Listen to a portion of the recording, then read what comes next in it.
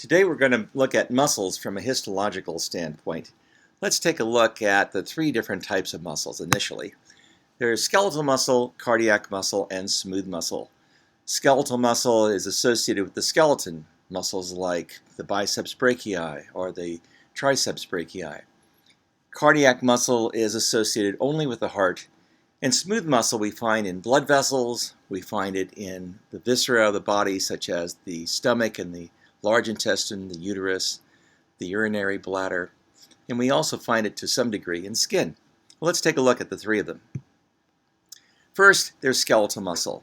Skeletal muscle is highly striated, and by striations, I'm talking about these stripes that we see, dark and light, dark and light, dark and light.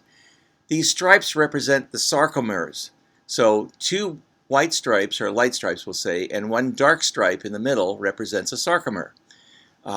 Now, these are the contractile units of the muscle, and so when the muscle does contract, these sarcomers shorten so that the white areas essentially go away, they disappear. The other interesting feature about the skeletal muscle is that it has multiple nuclei. So this is one long cell. See this cell? Extremely long. Actually, it's the entire length of the muscle.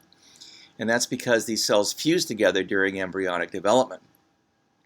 All right, let's take a look at the next muscle. This one is cardiac muscle.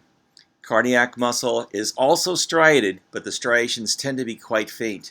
What makes this distinct from skeletal muscle is the fact that it has intercalated discs.